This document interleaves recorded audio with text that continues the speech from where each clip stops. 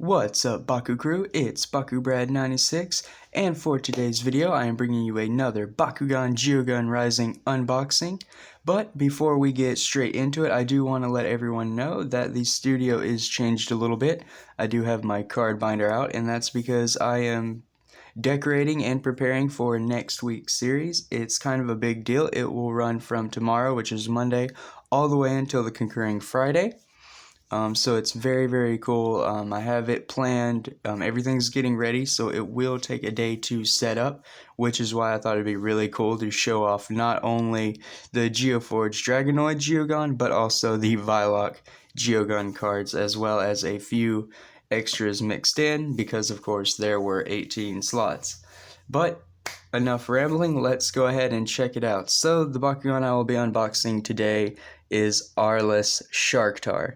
That is right, an awesome Aurelus Bakugan, and it is from the same wave as the Diamond Pensatar and Elemental Finica that I picked up earlier. Also in the wave is Ventus Demorc, Aquas Pensatar, Chaos Dragonoid, and Pyrus Finica. I did get the Pyrus Finica from the Secrets of the Geogan starter deck, but I do not have any of the others currently. Hopefully I will be able to find them before they're all gone and unbox them for the channel. So let's go ahead and rip into it, guys. I'm super excited about this Bakugan. Let me all know in the comments down below if you guys like this Bakugan as well. So to prevent any damage to the Bakugan, we do have the Baku scissors to do a clean snip. There we go. Of course the Sharktar wanted to grab onto him. But there he is, Aurelus Shark himself. Little legs are a little wobbly, but I don't think that'll affect anything much. Very cool. Go ahead and put that down there off camera. Let's go ahead and take a look at his stats. Booyah! While I'm ripping into the plastic that wraps everything so difficultly, I do want to remind everyone that 80% of you watching are not subscribed, and I definitely want to change that. So if you enjoy daily Bakugan content, consider subscribing, because that's what I push out. You know, I hope to put out daily content everyone enjoys. But moving on, the gate card included. Have reviewed it a lot, so I won't talk about it too much, but it is cool nonetheless. They have Ventus Lupithion there on the cover, and Under the Moon too, little werewolf vibe there, really cool. The action card included is Blinding Aqua Bite, 2 energy for 4 damage and 2 Frost Strike. I do believe I have 3 already, but if I didn't, this would definitely go in my Aquas Chaos Frost Strike deck, because it gives you damage and Frost Strike, which is what you want in that strategy. Not a bad card at all, but like I said, I do believe I have 3 already. Otherwise, I'd be a lot more hyped for that. But the Shark Daddy himself, Sharktar Ultra, has a Magic Shield and a Green Fist, B power of 500, a damage of 2, and when he lands on said Magic Shield, he gets an extra 200 B power and an extra 2 damage. So very nice. Already he can get up to 1350 total on a plus 650 Magic Shield. That is not bad at all. You know, that's a very strong Bakugan, right up in the averages, you know, the 1500 ballpark. So cannot complain about that.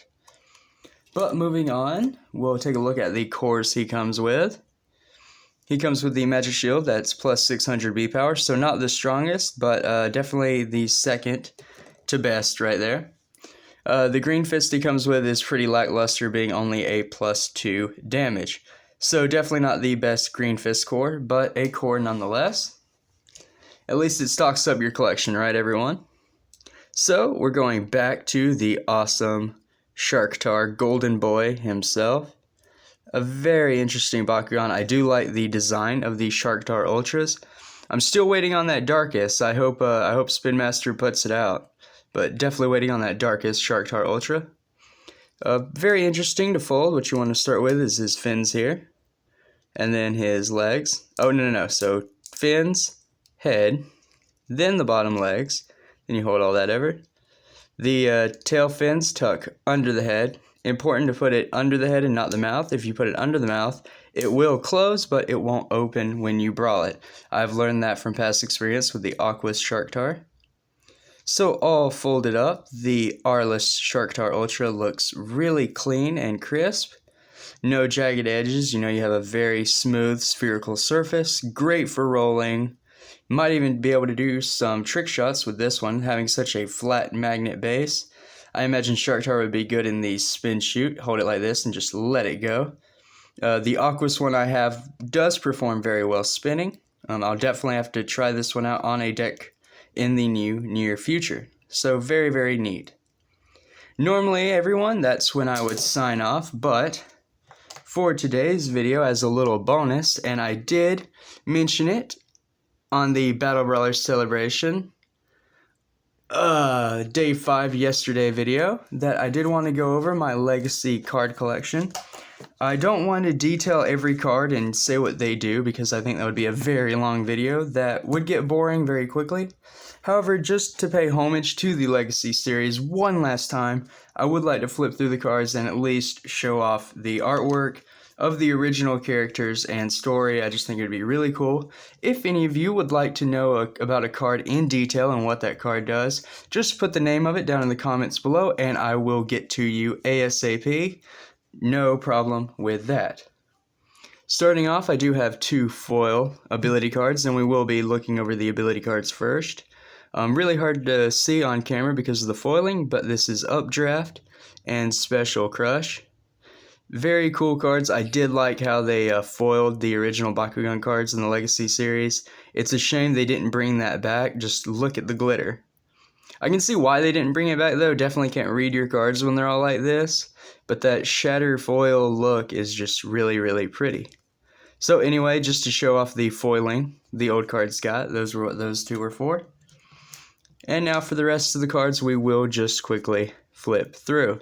So we have a Get It Right Next Time, Light Wind Color Shift, Oberon Rescue, got a couple of those. Dark Growth with Frost the Frog on it, gotta love Frog Boys. Dragonoid Scream. Water Power Boost. Don't have any Gundalian Invader cards, but I do believe this is a Gundalian Invader card, ironically. At least it's red, I don't know, it's kind of different. Heavy Water. Julie's Charge. Golden Launcher. G-Power Bonus, Harpist looking smug over here. Dragonoid Charge. Late Sunset. Okay, I know this is a newer card. This is probably what I was thinking of. Nago Rundown. Another Special Crush. Here's one that is non-foil for anyone who is curious to a better look at that artwork. Big Brawl with a weird Robotalion. A purple Aquas Robotalion.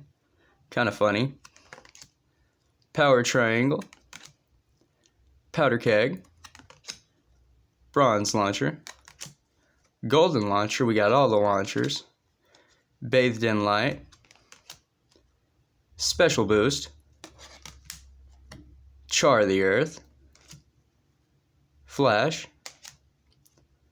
Thundercrack. Man, some of these names, Thundercrack. You gotta appreciate them. Color Storm, especially for children. I'm sure they enjoyed saying these back in the day. Bright Light. I know I did. I got a hang out of it. G-Power Bonus, another one of these. Home Advantage, and there is an animated form of Gorham for those curious. I did show off my B1 in the day 1 of the Celebration series. Another Dark Growth. Brush Fire, this time with a Pyrus Robotalion. Summon Wave. G Power Increase. G Power Up. And moving on to the green ability cards now. Darkness to Victory. Strong Winds Blow. See the Light. Doom card, used by Dan, awkward. Solar Winds. Pyrus. Chaos 2. Yet another Doom card, don't know why I have 2 of those. Copycat. Ground, just pretty plain and simple, ground. Touch with Fire. Color Swap. Shadow Fire, there is Hades, the mechanical alpha hydronoid for those curious. That is what it looks like in the animated show. Flowing Waters. Shadow Vortex. Siege Switch. Tiguera, and that is actually Blade Tiguera, so that is the form that I have the Bakugan of, or the toy of, anyway. Never Give Up. Ventus Hex. Tentaclear, there is the giant eyeball I showed off. Definitely getting the Cloptor vibes. Cloptor paying homage with that reboot. Another See the Light. And Bright Earth. The last of the ability cards are the red ability cards, so we'll go ahead and get into it. Starting off, I do have Hurricane of a Fire, so this is the rare of the Legacy series. It is silvered out, much like the modern day Bakugan cards are in their rarities, so that's pretty interesting. Still wish we'd get that foil back. I do like the hex core foiling, that is really neat, but just the whole card being like that. If they could find a way to do this and make the card readable, it would be very, very cool. So moving on, here's actually the ability card for the Helios of Mine, Turbine Helios. Pretty cool. Random Power. Here's where all the cards for the special attack Bakugan come in. This one's for Elfin, the other one was for Helios. I do believe the Trap Bakugan cards are in here as well, so you will not miss them. Perfect Aim. Prismatic Magnifier. Zorak. Okay, so, correction, the cube was not Fortress, the cube is Zorak, but I do think they did have a cube in the Legacy series that was a Fortress. I'm not 100% sure, but I do believe so. Stuck, there's Julie, and Animated Gorham. Man, the colors for Subterra, I wish they would have done that with Aurelus in modern day. That would have been interesting. Kind of like how we got the original Chaos colors with the Chaos Bakugan in the reboot. That would have been a cool thing. I think Spin Master missed an opportunity there, but otherwise they have done a fantastic, amazing job. Marucho's Throw. Try Again. Dark Fire Blast. Magnetic Attack. Flames of Light. Another Try Again. Another Magnetic Attack for those heavy metal Bakugan. Again, that would be Alpha Hydronoid. Unexpected Guest. Shun's Throw. Brainwash. Evil Power. Some goblin old man Algae. He was the real main bad guy to the first series rather than Masquerade. You find out later on that Masquerade was a pawn, so if anyone's wondering, that is enemy number 1. Color Void.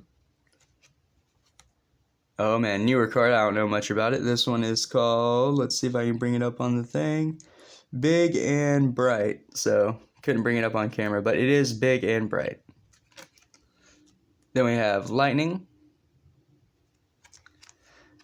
And we have an ability card, or an ability card for a Baku Battle Gear. Sorry, not Baku Gear. Baku Gear is what it is called now. Before it was Bakugan Battle Gear, and it operated somewhat the same, kind of, sort of, but a little different. Anyway, they did have cards for them that, depending on the Bakugan you used it for, was what you got, as demonstrated there, but pretty cool. That is all for my ability card collection. Like I said, I don't have a whole lot of the original Bakugan, I don't have a whole lot of the original cards, but I definitely wanted to showcase them just so everyone can have a feel of, how long I've been playing and how much exactly I do appreciate the game. But trying to keep this video from getting too long, again, I am sorry this is a longer video. We'll go ahead and just get into this big stack of Metal Gate cards rather quickly. We have Atlantic Arena, Aqua's Vortex, Nightmare, Powder Keg, the gate card, not the actual ability card, Sunspot, Heavy Surf, Flame Arena, Deep Roots, The Spires, The Cliffs, Reflection Gate, Low Energy, Vacuum, just straight clean your house with vacuum, Flame Portal, Fire Pit, Elevated Field, and Cavern Portal, had one stuck there, Shadow Arena, Tsunami, Lightning Storm, Harpus, Light in the Dark, Lone Wolf, Ravenoid, Hinoid, Ethereus, whatever that one is, Gorum, Cyranoid, Meganimus, Fortress, Hellstorm. Have no idea. The English editors got away with that, but kind of neat. Surprised that made it past, what is it called? Not editing. Oh, censorship. Surprised that made it through censorship. Quick Charge, Drain Color, Mirror Gate, Lift, Lock and Load, Rainbow, Sting, Resupply, G-Power Exchange, Open Field, G-Power Swap, Field of Dread with the old school Mantras Bakugan on it. Mantanoid was definitely a remake of this Bakugan, and I'm glad they did, because the whole praying mantis concept of a Bakugan that folds into a sphere was always amazing, and I'm glad they kept it around. High Ground, Pounce, G-Power Exchange, Chum, and the last gate card from the Legacy series I own is High Voltage. Thank you all for bearing with me through that longer video. Thank you all for watching, those who stuck around to take a look at the Legacy cards. For those of you who didn't, I hope to get more modern Bakugan content going. I just wanted to take a brief week to celebrate the Legacy series. But nonetheless, thank you all for your viewership and your subscriptions. We are currently sitting at 56, 57. YouTube and then YouTube Studio say different things. I don't know why. But nonetheless, thank you all for your amazing support. I can't believe we're getting there. We are breaking records, just shattering my goals one after another. The giveaways are going live. They're still good. Definitely setting them up for monthly, because like I said, my goals were just shattered so quickly that I think monthly is the best, safest route to go, just to make sure everyone gets a chance to enter, so I can get them all shipped out accordingly and in a timely fashion. That's just what's working for now, but that might change in the future along with what content I do produce. Again, thank you all for watching. Hope you enjoyed it. If you're not subscribed, make sure to subscribe. And if you like the video, hit that like button down below. And this is Aurelus Sharktar and Bakubrad96 signing off. Thank you all for watching. And remember, Bakugan Brawl!